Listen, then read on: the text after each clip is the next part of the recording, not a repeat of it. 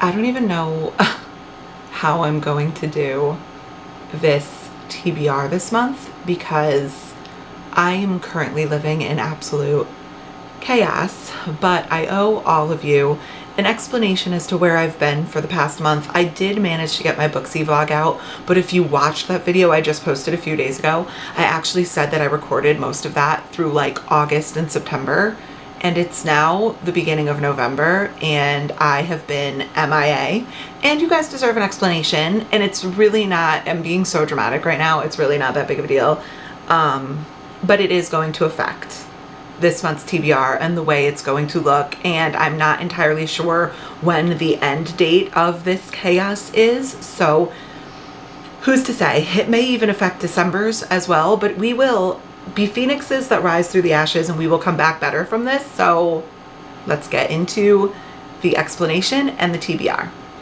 I'm sweating. My God.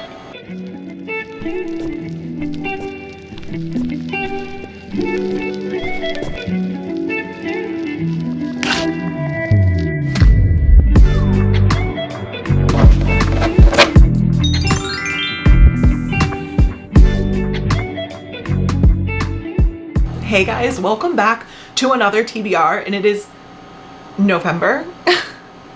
How?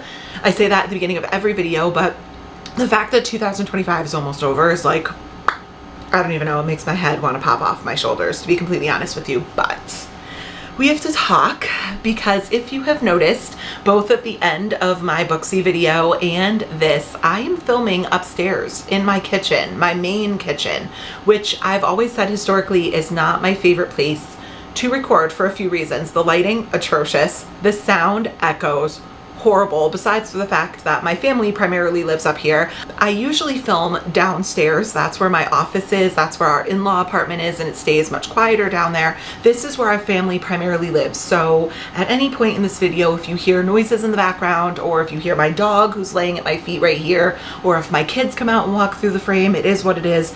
This is the main section of our house. And I guess the question would be, why, Lindsay? Why are you filming up here? And that's kind of what we need to discuss. I think this is the first time I've actually talked about it like outside of like our family and friends, and it's so like I'm still in a little bit of shock because I can't believe we're here and I can't believe this. It's not that I can't believe this happened. Like, listen, homeowners, like, you get it, this stuff happens, but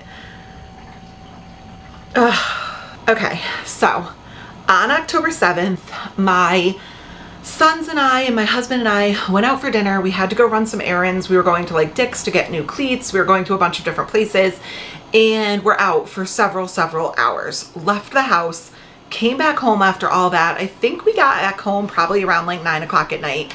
And my older son said, "Hey mom, I'm gonna go jump in the shower and get ready for bed and stuff like that." And I go, okay. And if you don't know, I typically film downstairs in our in-law apartment. And when I say in-law apartment, it not only has my office down there, but it also has my reading library room, which is our guest bedroom. We have a gym down there. We have our second kitchen. We have a media room, and we have a full bath and our laundry room down there. So my older son likes to shower downstairs in our guest bathroom because, ironically enough, it's actually a newer bathroom, and we have a giant corner shower that has steam features, and it's just a really nice shower. So he typically goes downstairs and steams for a little while and gets in the shower. And that's what he was doing. It was just like any other night. And I was upstairs, I think I was in the kitchen cleaning or loading the dishwasher or something, and all of a sudden I heard him go, "Mom!" And if you are a mom and you have boys or you have kids, you know their different screams. Like, you know their different calls for you, you know their different yells. So I could immediately tell that this was a panicked mom. Like, he was panicked. So I yelled down, I was like, "What?" And he goes, "There's water on the floor." And I said, oh my God, here we go. Like, teenage drama, like, get a towel, clean it up. Like, you don't need mommy's help for this, bud. Like, just clean up the water. And he goes, "No, Mom, there's a lot of water on the floor." Never something you want to hear. So I sprint downstairs, and when I get down to our basement, our entire 1,100 square foot finished in-law apartment is 4 inches underwater.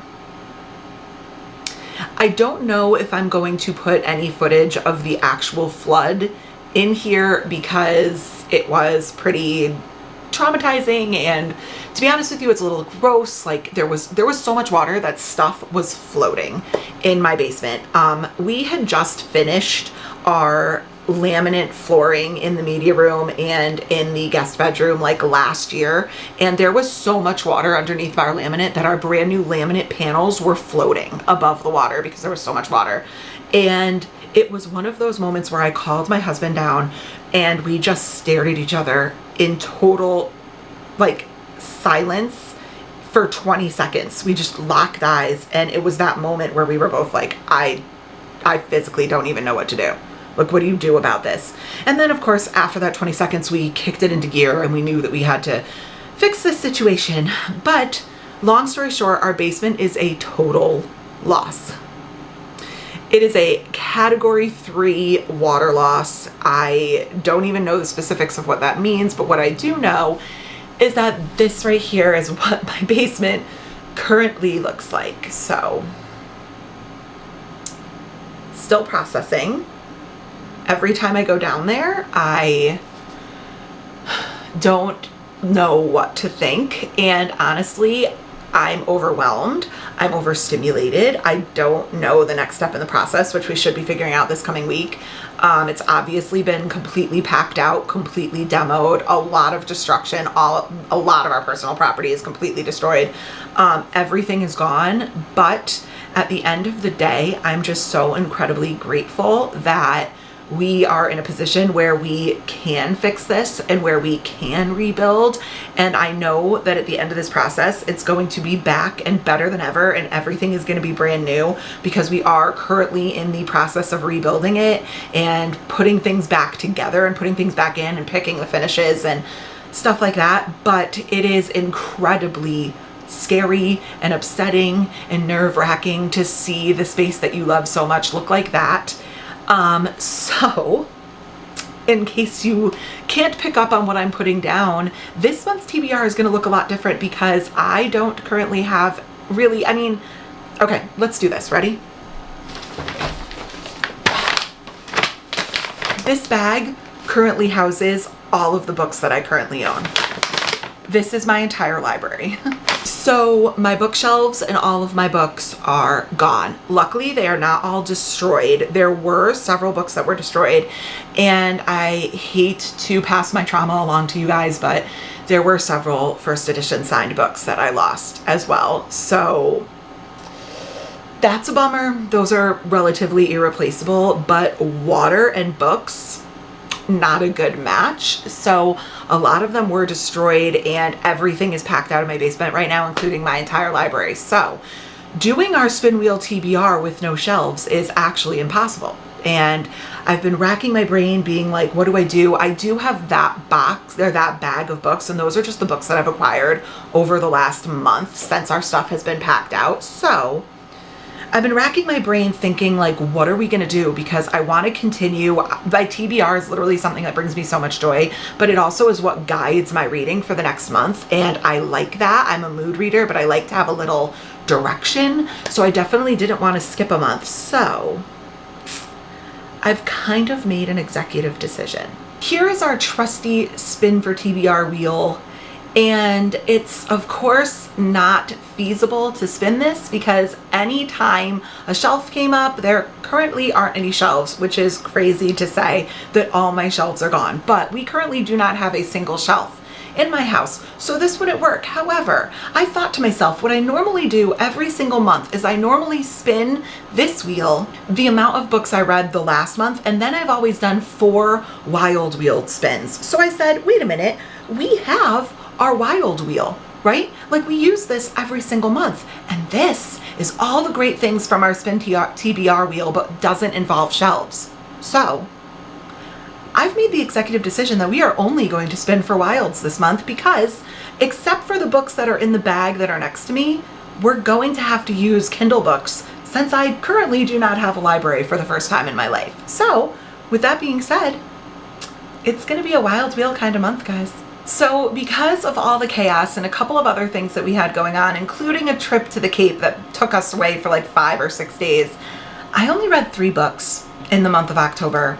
Yeah. So this is the pathetic excuse for October TBR progress, but I hope you all understand that there was a lot going on, and my husband works a lot, so the demo process and the pack out process kind of fell to me. So between managing everything that's going on in the house, managing the kids' schedule, managing my schedule, the fact that we don't have a laundry room right now, and for anyone who's currently running a family of 4 or greater, not having a laundry room for a month with no washer and dryer has probably been the biggest challenge of this entire process, because I am currently lugging all of our laundry almost every other day to my father's house. He's been a saint. He's doing our laundry and returning it to me, but it's just been a lot. So reading kind of fell to the back burner, but I am ready for my life to get back to normal, and part of my normal life is reading 6 to 8 books a month. So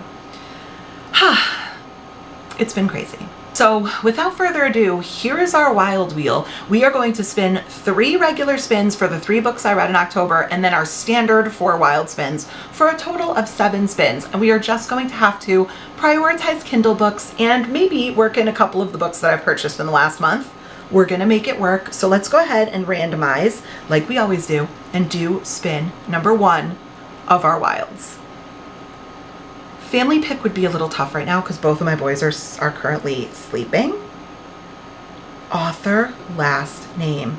Okay, so for anyone who hasn't seen this, this is our author first and last wheel. It has all 26 letters of the alphabet on it, and it's very self-explanatory. We spin it, and in this particular instance, we have to choose a book with the author's last name that begins with the letter that's chosen. So let's randomize and spin and hope that it gives me something relatively simple. Author last name V. Now I'm formulating my brain, because what I normally do with wild spins is I normally pick them at the end, but I think because they're all going to be wild, I think I'm going to pick them as I spin. So let's go figure out author last name V. It feels so weird not having scenes of me going and looking through my bookshelves or like counting all my books on my bookshelves. And it's kind of depressing, to be honest, but we're going to power through it. However, I did find 4 books that have an author with the last name V. Not a single one of the books in my current library bag, crazy, had the last name V, so these will all be Kindle books. So the first one I found is The Glittering Edge by Alyssa Valaire. I took a look on Goodreads, and it says this is a young adult fantasy, witches, urban fantasy, paranormal magic. And the quick AI description is: a curse threatens to kill anyone who falls in love with a Barian. Penny must unite 2 rivals to save her mother and break the deadly feud between witches and wealthy families. So it sounds like Coven. I'm a little hesitant because it's YA, and I'm kind of over YA for the most part. However, I recently saw Emmy from What Emmy Reads really love this, and typically her and my taste are pretty parallel. So it also has a 4.07 star rating on Goodreads, and that's really good. Next up, I could do a book that has been sitting in my Kindle Unlimited library for quite a while, and that is The Exorcism of Fairies by J.L. Vampa. Now, before I get into this, I do want to say, I spoke about this book in one other video I did, and I did receive not very many, I think it was like 1 or 2 messages about some controversy that's surrounding this author. And it's not so much controversy focused on her writing, it's controversy I think focused on, I don't know if it was her publishing company or her special edition company, but there was a little bit of controversy with this author, and I'm not going to get into the controversy because I'm not very well versed on it. However, I will say this: if you are interested in her books, maybe do like a quick Google search on the controversy surrounding J.L. Vampa and her publishing company. Like I said, I don't know very much about it, and I'm not going to get into the specifics, but if that's something that you feel strongly about making a stand on, I would suggest looking into it and being an educated reader. I don't know enough about it to like cancel, quote unquote, this author. And maybe that's ignorant on my part, but I have heard and seen a lot of booktubers reading this book, and they say it's amazing. I'm intrigued, so I'm going to use it as a viable option. So this one says fantasy, gothic, dark academia, romantasy. And it says she is the daughter of morticians studying botany at Trinity College in Dublin. He is her morbid anatomy professor. Oh, little teacher student. And the Fae are possessing the good people of Dublin. Only Atta and Professor Murdoch can exorcise the Fae, but can they fight their forbidden feelings for one another in the process? It is said they are but lore. It is said they are but demons. It is said this is but a plague. Wayward spirits, ghosts, specters, ghouls. The truth beckons, tick flick tick. The clock keeps time with the candle until they all get sick. Wax slides down the gilded stick and the Fae invade with bramble. Sorry, that sounds really good and I'm super intrigued. Filming in the upstairs kitchen, you're going to hear some noises. That's my ice maker. Sorry in advance. But I could also do Saving Scarlet. This is book 1 of 2 in the Survivor and Savior duet by C.A. Varian. This edition of this book, the hardcover book, is so gorgeous. I haven't seen it anywhere and I've never seen anybody talk about this book, but with an edition like that, how beautiful is that? It says, abused wife's would-be assassin becomes her unlikely savior, igniting forbidden passion amidst danger. And the tropes on it are dark romance, dark fiction, enemies to lover, contemporary romance, morally gray. And then there's like only a couple of people that have also said there's like a thrilling element to it, like a little domestic thriller action. So interesting. And I've never seen anyone talk about it. And if I wanted to kind of take a little shift left, I could do Ne'er-Do-Well by Alexandra Vasti. I've also talked about this book in a few videos and it's never kind of just made the cut, but the tropes are romance, historical fiction, Regency, adult marriage of convenience, Regency romance. And it says, in this steamy Regency romp, Lady Selina is determined to find the Duke of Stanhope the perfect wife. The only problem is she's starting to think that might be her. So evaluating all 4 of our author last name V options, this is tough.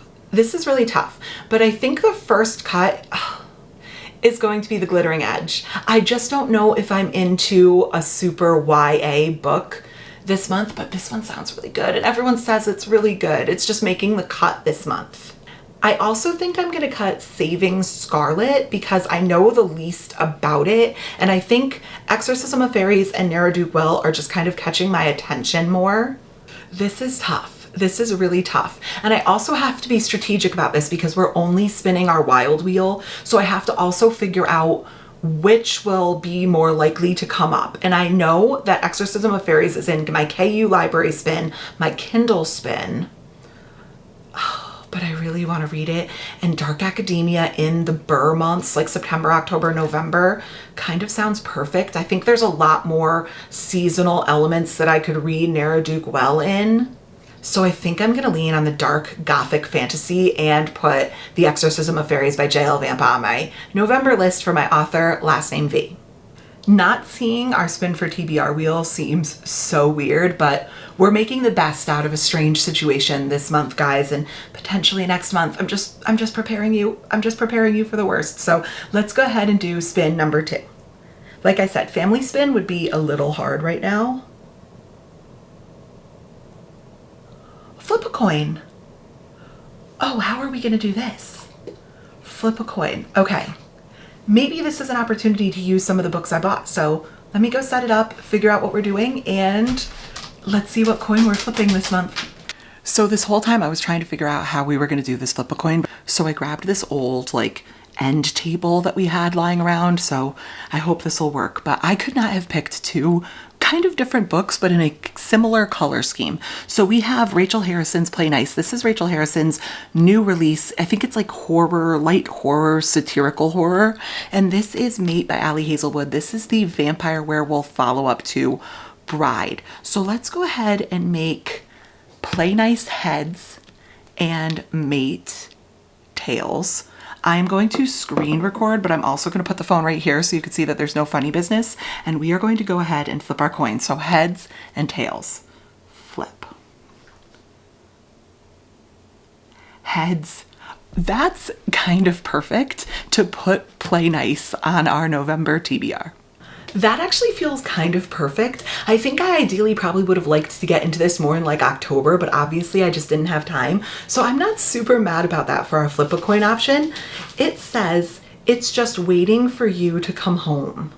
packs a prickly punch by cleverly nesting its possession story within another kind of familial and familiar possession. The book is scary because there's more than one kind of demon.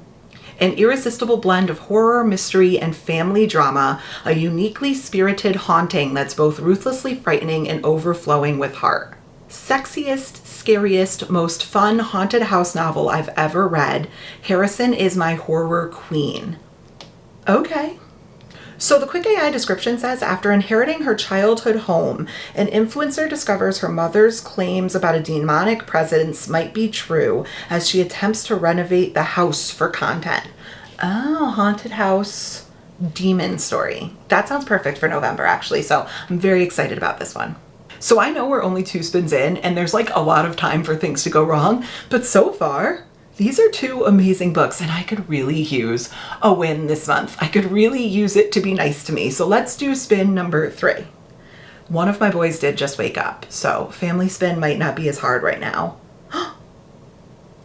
A character spin! Oh my gosh, okay. Without further ado, here is our Harry Potter character spin. Now, I've said this in past videos, I have no idea why lately it's been deleting all of the like labels off of my slices, so you're just gonna have to take my word for it because I have them memorized. But okay, on this wheel is like 400 Harry Potter characters, locations, objects, theming, and we have a prompt that goes along with every single one. So let's go ahead and shuffle and spin. Give me a good character this month. Please, please keep being nice to me. I'm afraid to look. Oh, I'm pretty sure this is potions class. I'm pretty sure. Okay, let me go cross-reference our prompts and I will get back to you. I was right. This is in fact potions class, and here is our prompt. Potions, a core class that takes place in the Hogwarts dungeons and infamously taught by Severus Snape during Harry's time at Hogwarts. In this course, students learn the exact type and precise combination of ingredients to create potions with different magical effects. Read a book featuring spells or witches. This might be perfect.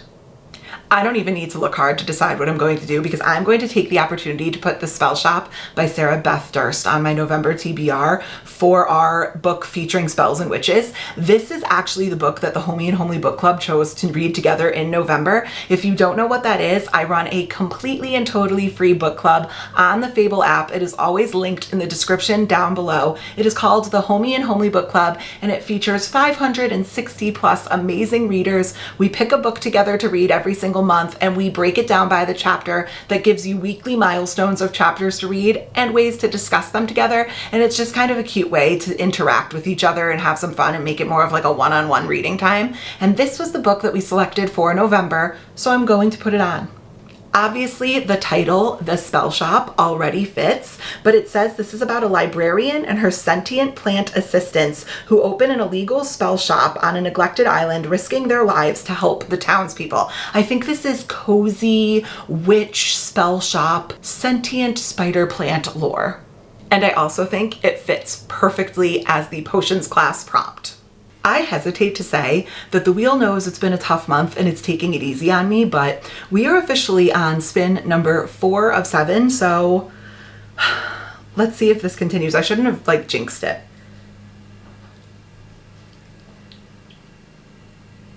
I jinxed it. Okay, it's not that I'm upset about the family pick, it's just that it's a little bit difficult right now because most of my family is still in bed. But here is our family pick wheel. This has all people who I consider to be my close friends and family, my sons, my dad, my husband, also my YouTube and Instagram subscribers, and my aunts. So let's go ahead and shuffle and spin and hope it's not Eric or Dylan. Aunties. Okay, this is amazing. I know my aunties are up. I've already spoken to them this morning, so let me go grab my phone. We're gonna put together a little like group text and see what they choose. Phone has been acquired. We are on our group message with all of my aunties. I have 4 incredible aunties and we talk literally all day long. So let me go ahead and put together a little text. Hi aunties, I'm currently filming my November TBR, and it has chosen for the aunties to pick a book. Any one game? Want to choose a genre first, and then I can give you some book options to pick between. With like a little like heart eyes smiley. Okay, so I'm gonna let that sit for a minute and I'm going to do our next spin, and as soon as they answer me, I will let you know, but there's 4 of them on one group message and they are typically really quick to answer. So when they answer me back, I'm going to give them the following genres. I'm gonna say, do you want me to read a romantasy, which is a romance fantasy? Do you want me to read just a regular romance book, a mystery thriller, or some sort of non-fiction? Those are the 4 options I'm going to give them. They'll choose one and then I'll come back and tell you what books I gave them and which one they choose. But in the meantime, let's do spin number 5 while we wait for them to get back to me. Okay. What's it gonna be? What's it gonna be? A booksy roll. How am I gonna do that? Actually, I can't do this one because I don't even have all of my booksy materials. So unfortunately, guys, I'm gonna have to respin because my booksy materials were packed away and taken. They were in the basement, so that's not going to work. So unfortunately, I'm gonna have to respin. Okay, respin. What's it gonna be?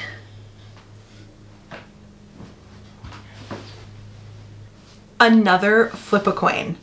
Another flip a coin. What do I do for that one? I just took apart my, okay, another flip a coin. I don't make the rules. Okay, for this one, I'm actually going to do 2 Kindle books, and I'm going to take this opportunity to break up the romantasy element a little bit and put 2 romance books that I actually have in series that I want to continue. Okay, so first of all, I'm gonna put Daydream by Hannah Grace. This is book 3 in the Maple Hills series after Icebreaker, and I forget what the second one was called. Not gonna lie, just had to go and look it up. Wildfire. Book 2 was Wildfire. So this is book 3. I've really been liking this series, just quick, easy, simple reads, and I definitely want to kind of continue, and this would actually knock a series off of my list, so that's sounding pretty appealing right now. And then I'm also putting Hot House Flower. This is book 2 in the Calloway Sisters series, which is interconnected with the Addicted series, and I recently read Kiss the Sky and really liked it. I'm a little hesitant on Hot House Flower because it does have to do with Reich and Daisy, who are a couple I'm not very thrilled with. So let's go ahead and make Daydream heads and Hot House Flower tails. Let's go. Tails. All right. Tails, Hot House Flower is going on our November TBR. I'm a little scared for this one. Let's hope I don't hate Reich and Daisy like I did in Ricochet, the first one. I guess I should rephrase that. I didn't hate Reich and Daisy. I just found their relationship just a little bit creepy. I don't understand how no one, like I've seen so many people complain about literal age gaps between adults, but no one seems to have a problem with Reich and Daisy's age gap, and that's a little weird to me because I found it super creepy. So let's see. These books are pure toxic drama with a bunch of characters that you're not always supposed to like all the time, but you also feel intensely bad for a lot of them. So like I said, quick, easy, it'll break up the fantasy. Aunties still have not answered me, so let's go on to spin number 6. Okay.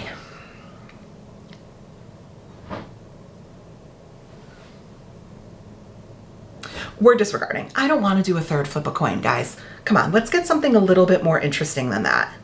Are you kidding me? They also took my TBR jar. It was down in my basement, so I can't do that. What? You know what? I had to jinx the wheel and tell me that it was being and tell you guys that it was being nice to me, and now we've taken a turn. Okay, spin number 3.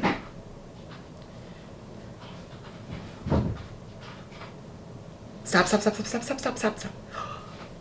Okay, spin number 3 was nice. This is our 25 and 25 wheel, which I desperately need to make progress on, because if you have not followed this channel for a long time, I do a video every single year at the beginning of every single year where I choose a larger TBR for the year of books that I want to make it through in that calendar year. And these are the books that are currently left on my 25 books I want to read in 2025 list, which is rapidly approaching the end of the year. So I need to make some more progress. So let's go ahead and randomize and spin. I'm not gonna lie, some of these books I've lost interest in as the year has gone on,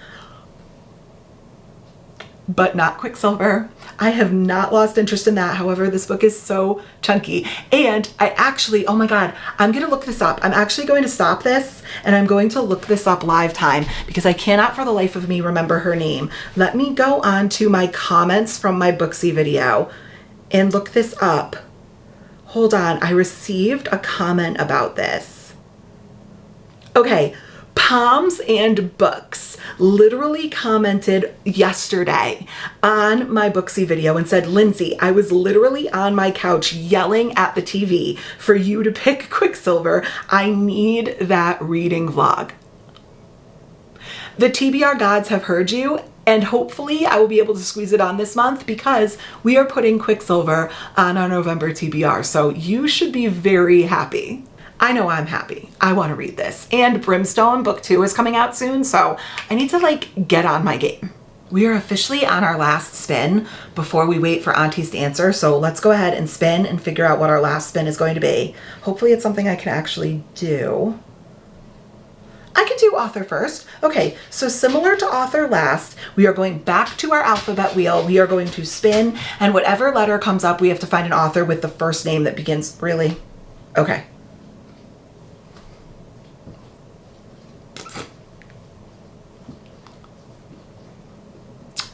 An author that begins with Q. All right, guys, I'm gonna go give this the best, like, good old college try, but author that begins with Q. What, Quinn? Quincy? All right, I'll be back.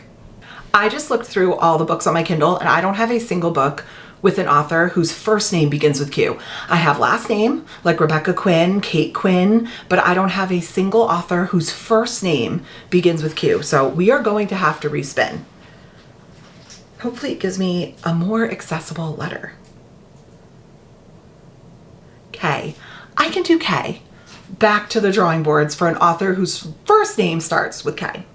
Quick update. My aunties did answer me. My Aunt Dee Dee answered me and she said that she would like a murder mystery. So I sent her 3 options, which she could literally tell me like none of these work, send me 3 more, but I sent her The Intruder by Frida McFadden, Good Bad Girl by Alex Feeney, and Wrong Place, Wrong Time by Gillian McAllister. So those are the 3 initial ones I sent her with like the brief synopses on each, and I said, pick one of these. If none of these sound interesting, say none and I'll send you 3 more. So none of these might work. I'm not sure. She can feel free to say she doesn't like any of these options and I'll have to send 3 more. But now we just have to wait while they collaborate and figure out what they want to give me together or none.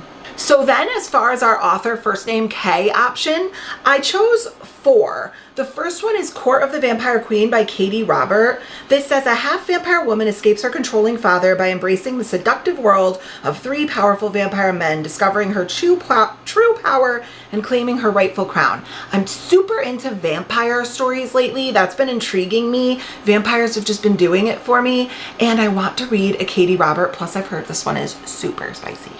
I could also go with Enchantra by Kaylee Smith. This is book 2 in the Wicked Game series. Book 1 is Phantasma, and we did read it as a homey and homely book, and we all relatively liked it. I forget what I gave it. I think like a 3.75, somewhere in that arena. I did like it, and I liked Kaylee Smith's writing. I felt that this series is a little bit like heavier on the spice and a little bit lacking on the plot, but overall, it was good.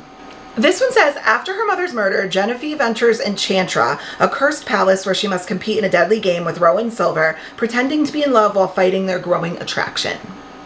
Okay, so a forbidden, like, fake dating. Third up, if you guys watched my cruise video and my Booksy video, I did recently read Nocticadia by Carrie Lake, and I absolutely loved her writing. So if I wanted to continue my Carrie Lake journey, the next sequential order I would do is Anathema by Carrie Lake. I am so intrigued by this book, and honestly, just because I love Nocticadia so much, I think I'm excited about Carrie Lake, like I'm jazzed on her right now. But it says, a shunned woman is forced beyond the mortal realm's forbidden boundary into a terrifying world of cursed souls and grotesque creatures. Now, if you haven't watched those, I did say that to me, Nocticadia was like romantasy, dark academia, light horror. It was gross, it was creepy, it was slithery, and I think Anathema is probably going to have similar vibes, and I really liked it. And last up, if I wanted to switch up all of the romantasy and like gothic stuff that's on my list this month, I could do Flock by Kate Stewart. This is book 1 of the Ravenhood trilogy, and full disclosure, this would very technically be a reread for me, but when I say a reread, I mean I read this like 4 years ago possibly, and I do not remember one single thing that happened in it. And actually, when I read the synopsis, it doesn't even jog my memory. I'm sitting there being like, I've read this, I don't remember anything about it. It says a woman moves to Triple Falls for a year to inherit her father's factory. She falls for her new boss who's hiding a secret. As she uncovers the truth, she discovers her own desires and the power of first love. That does not sound familiar at all to me. So this technically would be a reread, but you could have fooled me. Okay, so here are my 4 options. I think the first one I'm gonna cut is Enchantra by Kaylee Smith. That one, like, I didn't absolutely love Phantasma. It was just fine, like it was good, but I didn't love it. I'm more excited about the other 3. I also think I'm gonna cut Anathema. I do have the Rachel Harrison horror on my list this month, and I don't read a ton of horror, so I think that's gonna be enough for me. And I would never want Anathema to suffer because I think I'm gonna love it based on just trying to squeeze too much of an unusual genre on my list. So we are between Court of the Vampire Queen and Flock. Okay, so like a spicy vampire romantasy, which sounds so good, or like a romance, I think. Okay, full disclosure, I think I actually want to choose A Court of the Vampire Queen, but I'm going to choose Flock by Kate Stewart simply because I have a ton of romantasy on my list this month, and I think at some point I'm gonna want to break it up. So I'm going to put Flock by Kate Stewart as our author, first name K. So it is officially the next day, and I'm gonna try to keep my voice down a little bit because Coley is asleep in the lazy boy right behind me. Also, my stove is really dirty. Don't look at that. Don't look at that. Anyways, it is the next day, and my aunts did get back to me about which of the 3 options I gave them they want me to put on my November TBR. Now, if you don't remember, I gave them Frida McFadden, The Intruder, Alice Feeney, Good Bad Girl, or Gillian McAllister, Wrong Place, Wrong Time. So I sent each of these photos with a little synopsis, like the Amazon AI synopsis, and they chose Alice Feeney, Good Bad Girl. So that is going on to our November TBR for our family pick choice.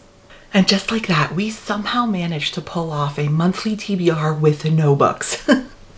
And with no shelves. I really honestly did not know how this was going to work out, but I honestly think that our TBR for November came out pretty well, and I'm really excited about it. And considering I only have a limited amount of physical books right now, I was able to keep most of them, books that I have on my Kindle. So hopefully we're successful because I really, really need to get back into life in a good reading month, and I need to stop being so distracted by all the other things that are going on right now in my life and in my house, and just kind of get back to the core of what I love, which is reading. So hopefully I'm able to do that in November. With that being said, let's do a quick recap of all 7 books that are going on our November TBR.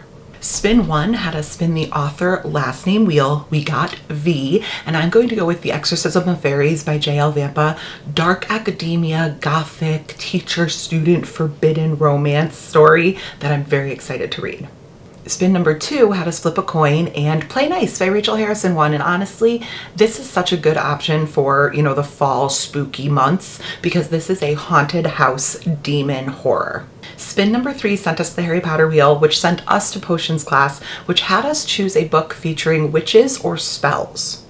And I was able to incorporate the spell shop onto November's TBR, which is perfect because it is also the book that the Homey and Homely book club chose for November. So that works out perfectly for me.